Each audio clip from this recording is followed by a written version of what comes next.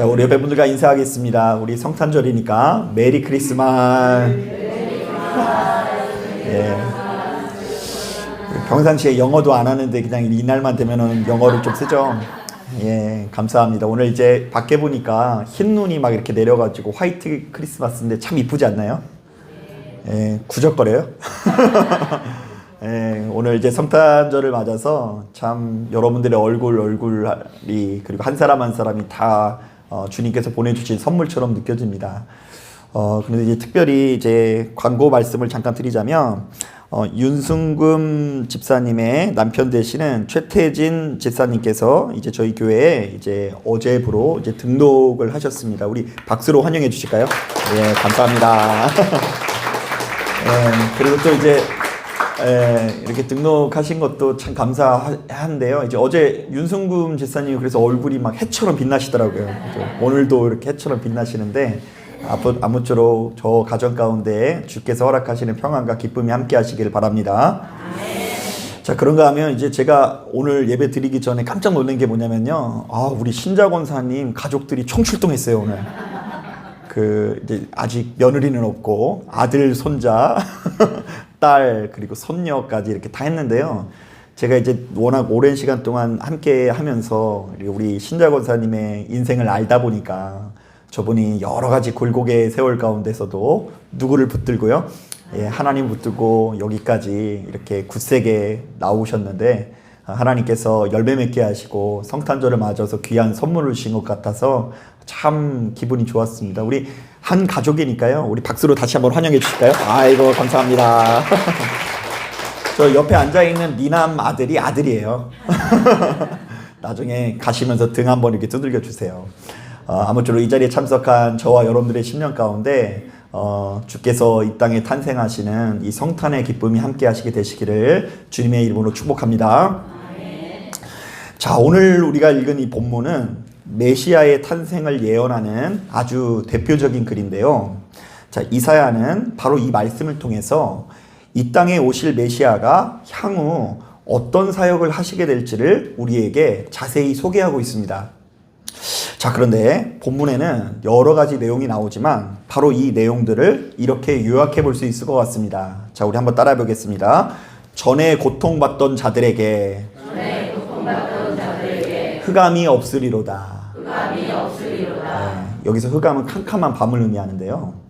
예수를 믿는 우리들에게 이제 더 이상 캄캄한 밤이 없을 거라고 이야기하는 거예요. 자, 그런데 많은 분들이 바로 이런 이야기를 들으면 아마도 이런 생각을 할 것 같아요. 야, 이제 예수 믿으니까 내가 이제 모든 면에서 승승장구하겠구나.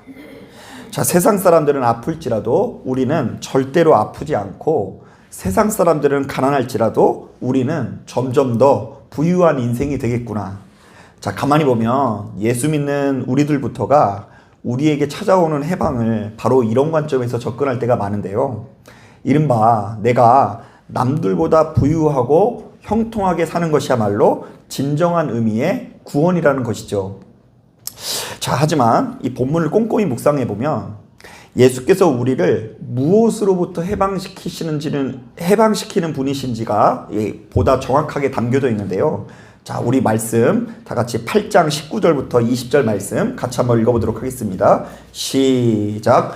어떤 사람이 너희에게 말하기를 주절거리며 속살거리는 신접한 자와 마술사에게 물으라 하거든 백성이 자기 하나님께 구할 것이 아니냐, 산자를 위하여 죽은 자에게 구하겠느냐 하라. 마땅히 율법과 증거의 말씀을 따를지니 그들이 말하는 바가 이 말씀에 맞지 아니하면 그들이 정녕 아침빛을 보지 못하고. 자, 오늘날도 그렇지만 많은 사람들이 자신의 인생에 큰 고난과 괴로움이 찾아오면 그것을 해결하고자 신접한 자 내지는 무당에게 찾아가서 조언을 구하지 않습니까? 자, 여러분 혹시 그런데 한번 가보신 적 있으세요? 안 가보신 척 하는데 이제 많은 분들이 이제 그런 곳들을 다닌다고 해요. 자, 제가 얼마 전에 기사를 보니까 우리나라만 하더라도 이쪽 세계에 종사하는 분들이 얼마나 많은지, 무속에 종사하는 사람의 숫자가 무려 100만 명에 이르고 이들이 창출하는 경제 규모가 무려 수십조 원에 이른다고 하더라고요. 자, 그러니까 지금처럼 과학과 문명이 발달한 시대에서도요, 사람은 자신의 알 수 없는 미래와 불안을 달래고자 무속인들의 신비에 의지한다는 것입니다. 자, 그런데 바로 이 성경이 쓰여진 시기에는 어떻겠습니까? 자, 당시에는 사람에게 어떤 불행한 일이 생기면 신접환자나 마술사에게 찾아가 도움을 요청하는 것이 아주 일반적인 일이었을 것입니다.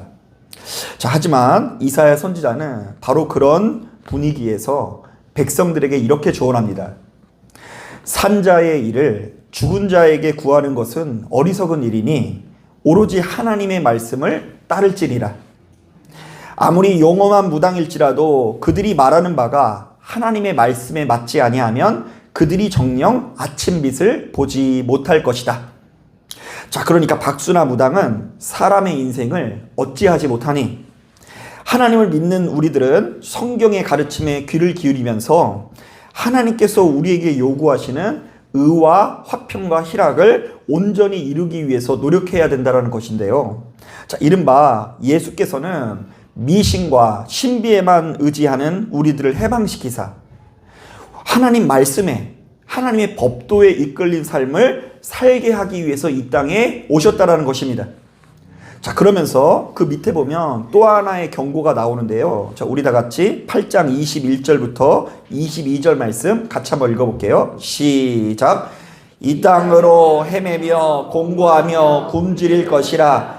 그가 굶주릴 때 격분하여 자기의 왕과 자기의 하나님을 저주할 것이며 위를 쳐다보거나 땅을 굽어보아도 환난과 흑암과 고통의 흑암뿐이니 그들이 심한 흑암 가운데로 쫓겨 들어가리라. 자, 만일 사람이 하나님의 말씀을 따르지 않고 바로 그 말씀이 제시하는 기준에서 벗어난 삶을 살면 큰 고통과 괴로움이 찾아온다고 하는데요. 일단 공고하고 굶주린 삶이 찾아온다고 하고요. 심지어 바로 그 고통의 한복판에서 자기 자신은 조금도 살피지 못하고 맨날 왕과 하나님을 탓하는 인생이 된다라고 말합니다. 자, 내가 그동안 그렇게 신앙생활을 했는데도 불구하고 왕과 하나님은 나에게 응답하지 않으셨다라고 불평하는 인생이 된다라는 것이죠. 자, 그러니까 이 땅에 오신 메시아는 우리를 건지기 위해서 박수나 무당을 따르는 자에게 찾아볼 수 없는 전혀 새로운 신앙생활을 제시하는 분이신데요. 자, 그것은 바로 주님의 말씀이고요. 자, 그것은 바로 주님의 법도라는 이야기입니다. 자, 우리 한번 따라해 보겠습니다. 그리스도의 말씀이 너희를 흑암에서 건지리라. 한번 더 따라하겠습니다. 그리스도의 말씀을 따르지 않으면 후회하는 삶이 찾아오게 될 것이다. 자, 마태복음 7장을 보면 주님께서도 이와 비슷한 말씀을 하시는데요. 나더러 주여 주여 하는 자마다 다 천국에 들어갈 것이 아니요 다만 하늘에 계신 내 아버지의 뜻대로 행하는 자라야 들어가리라. 예수 믿는 우리들에게는 그 무엇보다 하나님 아버지 뜻대로 사는 것이 중요하다고 하는데요. 만약 우리들이 수시로 주의 이름을 부르면서도 매번 불법을 행하면서 그분의 뜻을 거스르면서 살아간다고 한다면 결단코 생명을 누릴 수 없다라는 것이죠. 자, 그래서 오늘 우리가 읽은 이 본문은 이 땅에 오신 메시아를 우리를 하나님의 뜻으로 인도하는 분이라고 정의하면서 그분께서 행하실 사역을 크게 두 가지로 제시하고 있습니다. 자, 먼저 9장 3절부터 4절을 보니까 예수께서 행하실 사역을 이렇게 소개하고 있어요. 우리 다 같이 9장 3절 4절 같이 한번 읽어봅니다. 시작. 주께서 이 땅을 창성하게 하시며 그 즐거움을 더하게 하셨으므로 추수하는 즐거움과 탈취물을 나눌 때의 즐거움같이 그들이 주 앞에서 즐거워하오니 이는 그들이 무겁게 맨 멍에와 그들의 어깨의 채찍과 그 압제자의 막대기를 주께서 꺾으시되 미디안의 날과 같이 하셨음이니이다. 자, 이게 무슨 말일까? 자, 이것은 예수께서 오신 이후로부터 예수 믿는 우리들의 충성의 원동력이 달라진다는 것인데요. 이전에는 내가 하나님을 노엽게 만들었다거나 하나님 앞에 뭔가 좀 잘못 보이게 되면은요, 벌을 받으면 어쩌나 하는 두려움 때문에 충성을 했다고 한다면, 이제 우리들은 사랑의 확신을 가지고 기쁨과 즐거움으로 신앙생활을 하게 되었다라는 의미가 담겨져 있어요. 자, 그러니까 이전에는 지금 이 예배를 참석하지 않으면 뭔가 우리 집안에 사고가 난다. 사고가 난다. 그래서 그런 불안감 때문에 왠지 하나님 앞에 운수가 좀 잘 안 풀릴까봐, 좀 재수가 없을까봐 이 예배에 나와서 충성했다고 한다면, 이제는 저마다 사랑의 확신을 가지고 기쁨과 즐거움으로 신앙생활하는 지경이 열리게 되었다라는 거예요. 자, 여러분, 이게 왜 흑암에서 벗어나는 것인지, 왜 우리를 해방시키는 일인지 여러분 잘 모를 수 있어요. 자, 그런데 저는 정말로 가슴 깊이 실감하는데요. 자, 저는 이런 종류의 이야기를 하다 보면 항상 떠오르는 기억이 있습니다. 자, 저는 일찍부터 조기 교육을 한 것이 딱 한 과목이 있는데요. 그게 뭐인 것 같아요? 신앙이에요. 신앙생활을 조기 교육을 했어요. 그래서 제가 초등학교 때만 하더라도 좀 특이한 삶을 살았는데요. 원수 마귀의 역사에 매우 민감한 어린이였던 것 같아요. 그러니까 저는 이제 태성이 또래 때만 하더라도 원수 마귀의 역사에 굉장히 민감한 아이. 당시에 저는 이 땅이 온통 죄악의 건세에 사로잡혀 있고 원수 마귀가 득실거린다고 생각했거든요. 그래서 희한하게도 집에 있거나 교회만 있으면 괜찮지만 밖에 나갔다 오면 내 자신이 더러워진 것 같다는 느낌이 들고요. 심지어 어떨 때는요, 머리가 깨질 듯이 아프고 속이 울렁거린 것 같은 기분이 수시로 찾아왔습니다. 가만히 보니까 이거 누가 준 것 같아요? 예, 원수 마귀가 그러거나 내가 뭔가 하나님 뜻대로 안 살아서 하나님께서 나를 치신다라는 생각이 제 안에 가득했어요. 그래서 당시 저희 집은 희한하게도 부르짖어서 기도해야 돼요. 여러분, 침묵 기도는 하나님이 응답 안 하는 거 아세요? 네, 그렇게 알고 있었어요. 그래서 이제 부르짖으면서 기도해야 되는데 장소가 없으니까 그 장롱 있었잖아요. 옛날 집집마다 그 장롱 그 1층 그 칸을 비워가지고요. 거기 가가지고 수시로 원수 마귀는 예수 이름으로 물러가라고 이제 기도하곤 했던 기억이 나요. 특히 이제 초등학교 4학년 때 같은 경우에는 이상하게 학교만 생활을 했다면 머리가 아픈 거예요. 그래서 머리 아픈 그걸 가지고 이 장롱에 들어가서 한 30분 예수의 이름으로 물러가라 이러면서 예수의 이름으로 원수 마귀를 물리치는 방언도 있는 거 아세요? 막 이렇게 해가지고 한 30분 기도하다 보면 다시 머리가 맑아지는 듯한 그런 기분이 찾아오곤 했습니다. 자, 그런데 안타깝게도 바로 이런 신앙과는 제가 성인이 된 이후에도 꽤 오랫동안 지속되었는데요. 저는 사람에게 어떤 문제가 생기고 어려움이 발생하면 바로 그것을 사단의 역사 내지는 하나님의 분노와 연관시켜 생각하는 경우가 참 많았습니다. 자, 그래서 수시로 기도할 수밖에 없었는데요. 왜냐하면 내가 그렇게 기도하지 않으면 나에게 이 좋지 못한 역사가 나타날 거라는 불안감이 있었기 때문입니다. 자, 그래서 여러분, 제가 문제를 내고 싶은데요. 여러분, 믿음이 좋은 사람이 기도를 많이 할 것 같아요? 아니면 불안과 두려움이 많은 사람이 기도를 많이 할 것 같아요?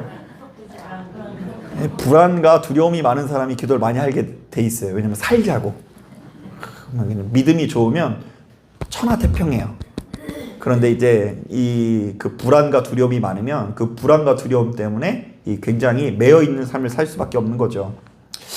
하지만 저는 목회를 하면 할수록 우리가 하나님께 충성하되 바로 그 충성의 원동력은 공포와 두려움이 아니라 기쁨과 즐거움이어야 한다는 것을 확신하게 되는데요.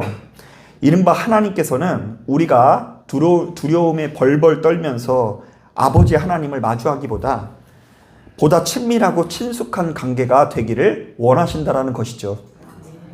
자, 저는 이것을 저희 두 아이들을 키우면서 다시 한번 확신하게 되는데요.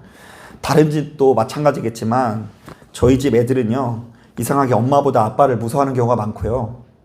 반대로 아빠보다 엄마를 훨씬 더 편하게 생각하는 경우가 많더라고요.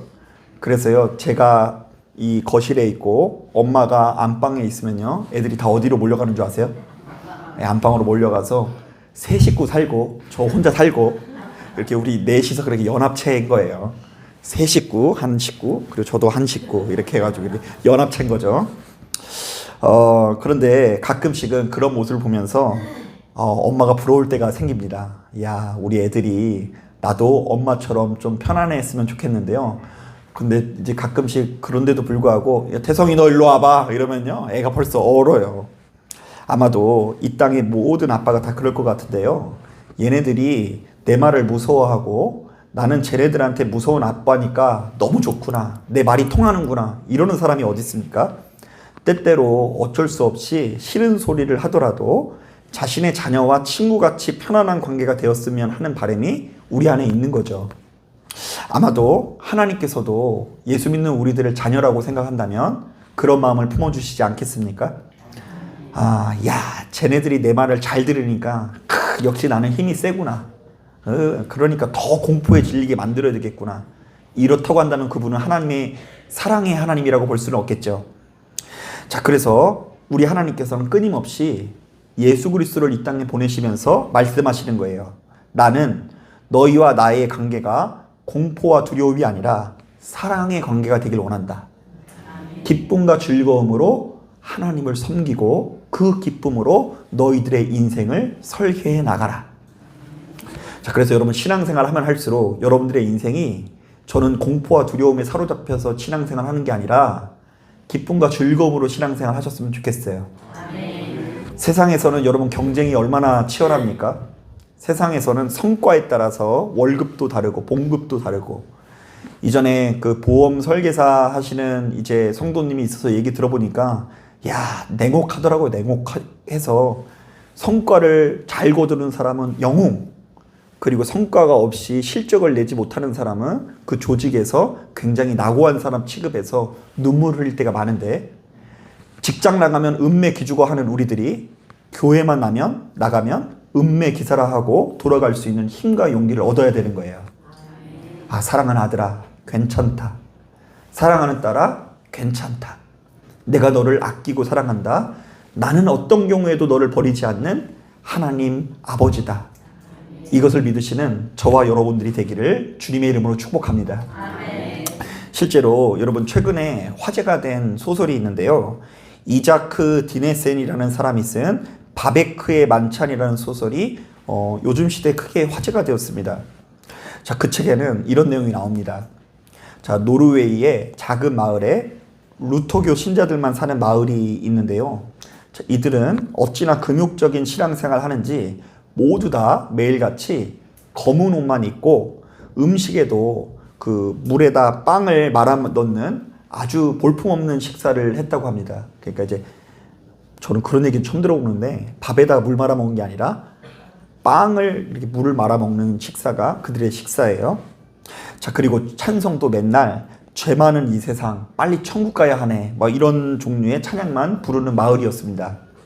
자, 그런데 희한하게도 그렇게 열정적으로 신앙생활하면서도 그곳에는 웃는 자가 없고 교인들의 나이를 먹어가면서 갈수록 사이가 안 좋아지더랍니다. 신기한 일이죠. 이 사람들은 맨날 모여서 누구만 찬양한다고요? 하나님 찬양하고 그 하나님께 영광 돌리기 위해서 옷도 검은 옷 입고 먹는 것도 빵만 먹어요. 물에다 젖은 빵. 그런데 그들의 기쁨은 하나도 없고 교인들 사이도 더 안 좋아지는 거예요. 그런데 어느 날 바로 이 마을에 바베트라는 프랑스 여인이 옵니다. 그리고 목사님 댁의 가정부 역할을 12년간 하던 중에 이게 웬일입니까? 복권이 당첨돼서 10,000프랑이 생기게 됩니다. 야, 목사님 댁에 가정부를 했더니 뭔가 다르긴 달라요. 복권이 당첨돼서 10,000프랑이 생겨요. 그런데 이 바베트라는 여인은 바로 이렇게 생긴 거급으로 무엇을 하는 줄 아세요? 자, 마을 사람 모두를 초대해서 아주 맛있는 식사를 대접하려고 합니다. 자, 그런데 희한하게도 평소 엄격하게 신앙생활을 하던 마을 사람들은 그 초대를 받고 작전을 짭니다. 자, 절대로 맛있다고 해주지 말자. 제 생각에는 차려주면 그냥 감사하게 먹을 것 같은데 역시 기도를 많이 하는 사람이라 고차원적이에요, 생각이. 아무리 맛있게 해줘도 우리는 웃지 말고 좋은 척 하지 말자. 자, 그런데 이게 웬일입니까? 바베트가 요리한 음식이 맛있어도 너무 맛있는 거예요. 이게 너무 맛있어. 그래서 그 자리에 있던 모든 사람들이 이성을 잃고 음식을 먹었는데요. 바로 그때 평소에는 찾아볼 수 없는 웃음과 기쁨이 찾아와서 그 자리가 천국과 같은 모습으로 변하더랍니다. 자, 알고 봤더니 이 바베트는 프랑스 최고급 레스토랑의 요리사였는데 프랑스 혁명이 일어나면서 그 신변의 위협을 느끼고 이 마을로 도망한 거라고 하더라고요.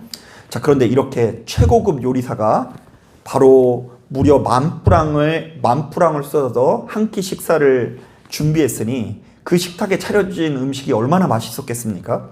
자, 그러니 맨날 물에다 빵을 말아 먹었던 사람들이 열광할 만한 것이죠. 자, 바로 이 소설은 두 장면을 의도적으로 교차합니다. 자, 겉으로 볼 때 누구보다 엄격하고 금욕적으로 신앙생활을 하나 아무런 기쁨과 즐거움도 없는 지옥과 같은 모습. 자, 또 한편으로는 비록 교회가 아니라 식탁에 둘러져 있지만 모든 사람들이 기쁨과 즐거움을 가지고 천국을 누리는 모습. 자, 작가는 바로 이 장면을 대비시키면서 마지막에 한 가지 메시지를 전하는데요. 한번 따라해 보겠습니다. 기쁜 것이 곧 거룩한 것이고, 거룩한 것이 곧 기쁨이다. 예. 이 땅에서 누리는 모든 즐거움이 다 거룩이라고 말할 수는 없겠죠, 물론. 남을 등쳐먹는 즐거움도 있을 수 있고요. 뭐 부당한 이득을 챙기는 즐거움도 있을 수 있고요. 하여튼 좋지 못한 즐거움도 분명히 있을 수 있을 거예요. 그러나 거룩한 우리들에게 찾아와야 되는 가장 귀한 열매는 기쁨이기 때문에 예수를 영접한 우리들은 예수를 영접했다고 하지 않고요. 무엇을 영접했다고 하죠? 복음을 영접했다고 하는데요. 이 복음이 어떤 소식이에요? 기쁜 소식이라는 의미가 있는 거예요. 이 땅에 오신 예수께서는 이 시대를 살아가는 우리들에게 바로 이것을 요구하고 있습니다. 자, 하나님은 사랑이시니 너희는 공포와 두려움이 아니라 기쁨과 즐거움으로 주께 나오라. 그래서 제가 지속적으로 여러분들에게 말씀드리는 게 뭐냐면요. 여러분, 우리가 함께 신앙생활 하다 보면 누군가 뭐 좋지 못한 일이 있을 수 있잖아요. 그죠? 그런데 내 마음에 안 드는 사람이 꼭 좋지 못한 일이 일어나면요. 꼭 뒷말들이 있어요. 저거 뭔가 죄진 게 있겠지. 또 하나님께서 또 한 대 때리신 거지. 설령 그렇다고 할지라도 그것이 우리들의 입술에서 나오는 말은 아니에요. 우리는 기쁨과 즐거움으로, 사랑으로 그 누군가의 아픔에 함께 공감하면서 함께 울어줄 수 있는 사람이 되어지기를 주님의 이름으로 축복합니다. 자, 그런가 하면 9장 5절부터 6절을 보면 메시아의 사역을 이렇게 소개하고 있습니다. 우리 다 같이 9장 5절 6절 같이 한번 읽어봅니다. 시작. 어지러이 싸우는 군인들의 심과 피 묻은 겉옷이 불의 섭같이 살라지리니 이는 한 아기가 우리에게 낳고 한 아들을 우리에게 주신 바 되었는데 그의 어깨는 정사를 메었고 그의 이름은 기묘자라 모사라 전능하신 하나님이라 영존하시는 아버지라 평강의 왕이라 할 것임이라. 자, 이것은 예수께서 이 땅에 오신 이후에 우리 모두는 힘과 건세로 타인을 꼼짝 못하게 하기보다 사랑과 용서의 사람이 되어야 한다는 것인데요. 이른바 내가 가지고 있는 힘과 건세를 가지고 남을 꼼짝 못하게 함으로써 우리가 평강을 누리는 것이 아니라 타인의 허물을 용서할 수 있는 아량이 있어서 평강을 누리게 된다는 이야기를 하는 거예요. 여러분, 혹시 집에 가서 이런 거 후회한 적 없으세요? 누군가 나한테 어떤 가시돋친 말을 하는데요. 집에 가서 가만히 누워서 생각해 보니까 야, 그때 내가 이거를 딱 받고 딱 받아칠 걸 그랬다. 이런 후회해 본 적 있으세요? 여러분, 그런데 여러분 아셔야 되는 게 뭐냐면요. 누군가 가시돋친 말을 딱 했을 때 받아치잖아요. 상대방도 그것을 받아친다, 안 받아친다? 받아쳐서 또 후회하게 돼요. 탁탁탁 이거를 내가 왜 못했을까? 뭐 이런 후회가 될 수 있어요.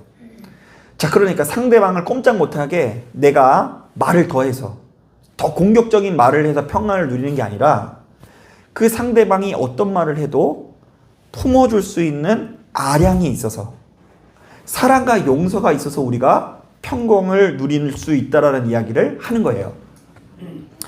자, 우리가 얼마 전에 그 에베소서 말씀을 수요일마다 묵상을 했는데요. 제가 꽤 오랫동안 설교를 했더라고요. 그런데 그 에베소서 끄트머리에 보면 믿음의 전신갑주에 관한 말씀이 담겨져 있습니다. 자, 거기 보면 예수 믿는 우리들은 원수 마귀의 공격을 능히 물리치기 위해서 머리부터 발끝까지 무장해야 된다고 합니다. 자, 그런데 저는 그 중에 유독 눈에 띄는 말씀이 있는데요.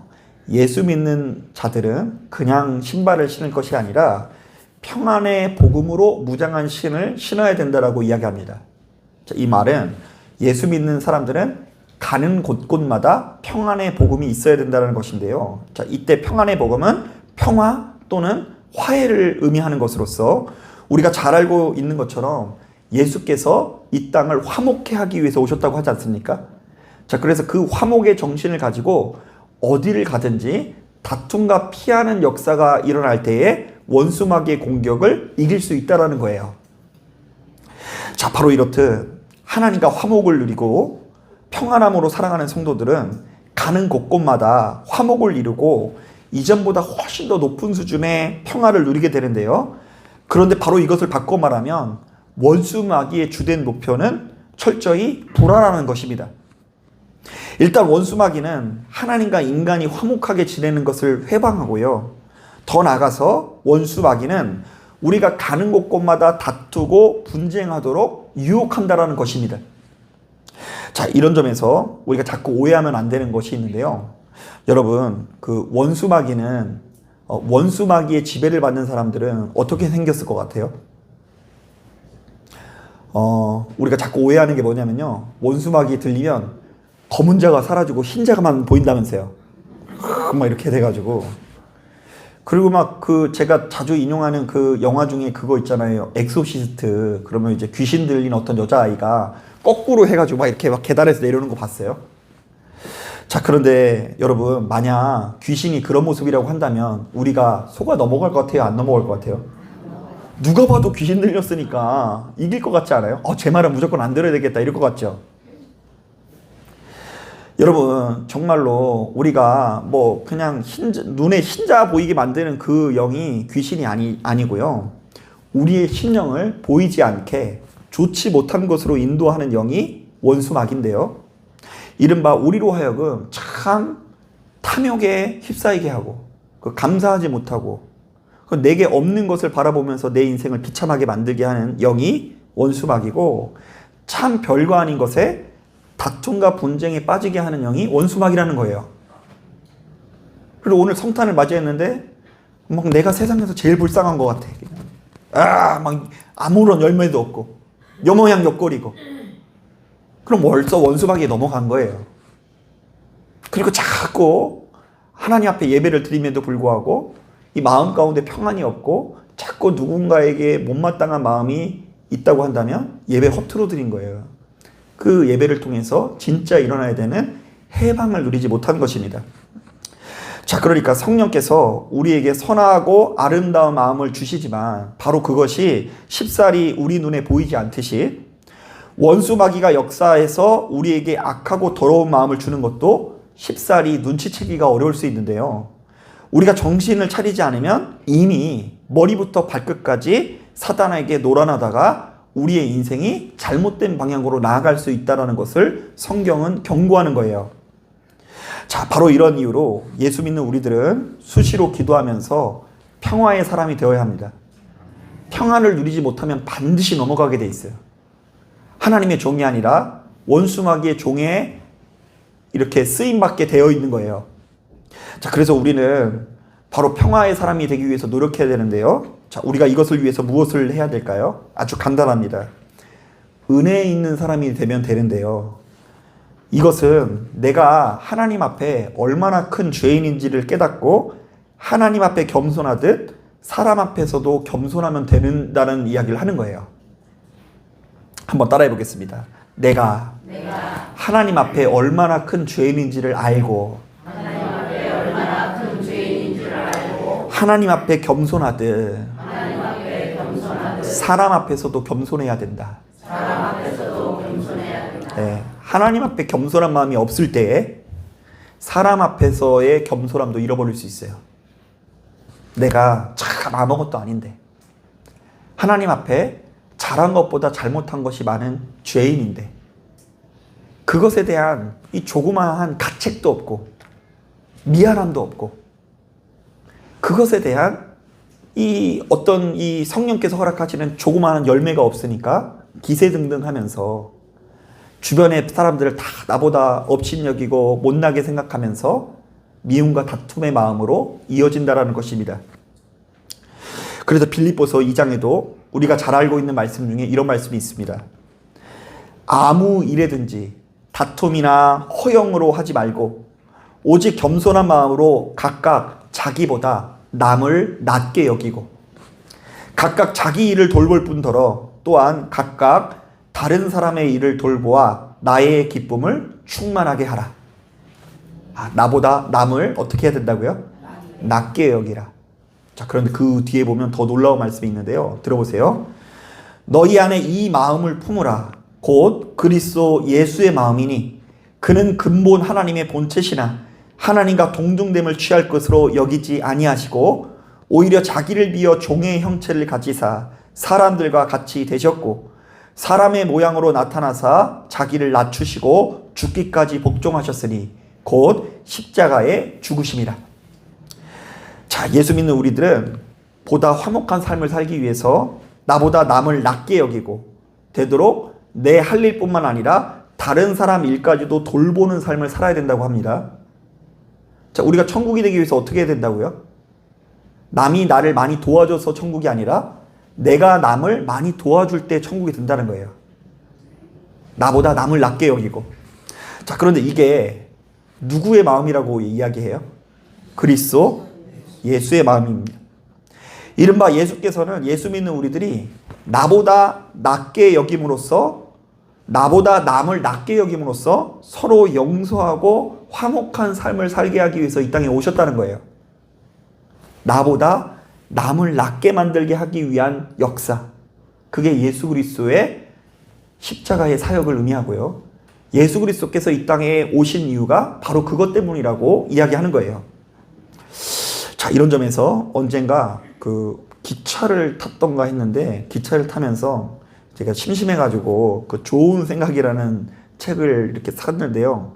뭐 읽다 보니까 유독 꽂히면서 굉장히 좋게 느껴지는 그 글귀가 있더라고요. 그래서 제가 메모를 해놨는데요. 자, 이 글의 제목이 성숙한 자의 복수법이래요. 복수를 성숙한 사람은 어떻게 하느냐, 뭐 이렇게 되어 있는데 한번 들어보세요. 상대방의 욕심이 당신을 화나게 할 때 너그러운 웃음으로 대갚아 주세요. 상대방의 거친 말투가 당신을 화나게 할 때 부드러운 말씨로 대갚아 주세요.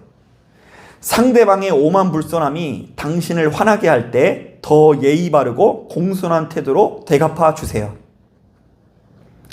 자, 여러분 이 말씀 듣고요. 오늘 집에 있는 누군가가 여러분들에게 씩 웃으면 지금 복수하고 있는 줄 생각하시면 돼요. 복수하고 있구나. 자, 그런데 그 밑에 보면 우리가 이렇게 처신해야 되는 이유가 소개되고 있는데요. 잘 들어보세요. 당신을 화나게 한 상대방은 하나 더 미움을 얻고 가련함이 더해지고 당신은 하나 더 미움이 지워지고 사랑이 더해질 것입니다. 미움은 단지 순간의 실수일 뿐이고 끝까지 가지고 있어야 하는 이유가 없습니다. 용서함으로써 우리들은 성숙해져 갑니다. 미움은 늘 어딘가에 서성이고 있습니다. 미움에 지배받지 않기 위해서 우리는 용서가 만든 지우개가 필요합니다. 용서함으로써 지우개를 만드신 당신 가슴 속에 채워진 것들 중에 만약 미움을 지운다면 그만큼 당신은 더 소중한 것을 채우실 수 있을 것입니다. 자, 미움을 지우면, 지우개로 지우면 거기에 우리의 인생이 훨씬 더 소중한 것을 채울 수 있다는 이야기예요. 여러분, 우리 솔직하게 한번 생각해 보세요. 대답 안 해도 돼요. 여러분, 왕년에 누구 미워해 본 적 있으세요? 지금 왜 웃으세요? 왜 웃으세요? 솔직히 한번 생각해 보세요. 여러분, 왕년에 누구 한번 진짜 살이 나오도록 미워본 적이 있으세요? 그냥 미워하는 게 아니라 살이 나오도록. 여러분, 그거 진짜 얼마나 힘들고 괴로운 일인지 모릅니다. 흑암이 다른 게 흑암이 아니라 다른 게 흑야가 아니라요. 누군가를 미워하는 마음으로 사로잡혀 있는 그 밤이 혼자 있는 그 순간이 이 우리들에게 고통인 거예요. 제가 보기에 미움은요, 세상에서 가장 무서운 감옥일 수밖에 없는 게요, 이 미움에 사로잡힌 사람은 잠자리에서도 누군가가 떠올라서 사리가 나오고, 또 갑자기 좋은 경치를 보다가 와 너무 아름답다 하다가도 또 열받아가지고 기분이 나쁘고, 또 맛있는 음식집에 가가지고 와 맛있게 먹다가도 갑자기 기분 나쁘고, 어딜 가도 해방을 누릴 수 없는 것이 미움이더라고요. 그렇기 때문에 예수 믿는 우리들이 미움에 사로잡히면 아무리 좋은 말씀을 들어도 해방을 누릴 수 없고요, 자유함을 누릴 수가 없는 것입니다. 그리고 그 미움은요, 궁극적으로 내 인생에 누가 보물이고 누가 영양가 없는 사람인지를 분별하지 못하게 만들어서 크나큰 고통을 경험할 수밖에 없다라는 것입니다. 자, 그러니까 이제 나의 미움을 막 자극하는 사람들은 사실은 영양가 없는 사람인데 좋은 사람처럼 느껴지고요, 나의 미움을 없어지게 만들기 위해서 선한 조언을 하는 사람들은 사실은 보석 같은 사람인데 그것을 알아볼 수 없는 눈을 알아볼 수 없게 해서 우리의 인생을 정말로 더 초라하고 힘들게 만든다는 것이죠. 자, 그렇기 때문에 여러분, 이 성탄의 즐거움을 맞이한 저와 여러분들의 10년 가운데 정말로 흑암을 없애기 원한다고 한다면 이전보다 훨씬 더 높은 수준의 사랑과 용서가 나타나야 될 줄로 믿습니다. 자, 말씀을 정리합니다. 자, 오늘은 주님의 탄생을 기뻐하며 예배드리는 성탄절 아침입니다. 분명히 아침에 시작했는데 좀 지나갔죠? 이제 조금 지나서 이제 성탄절 점심이 됐어요. 바로 이 성탄의 점심을 맞아 우리는 주님께서 이 땅에 어떤 사역을 하러 오셨는지를 좀 살펴보았는데요. 자, 본문은 예수께서 우리를 흑암에서 건지기 위해서 오셨다고 하면서 이것을 크게 두 가지로 소개를 하고 있어요. 흑암에서 건진다. 예수께서 흑암에서 건진다는 것은 무엇일까? 그것은 첫 번째로 두려움에서부터의 자유를 의미해요.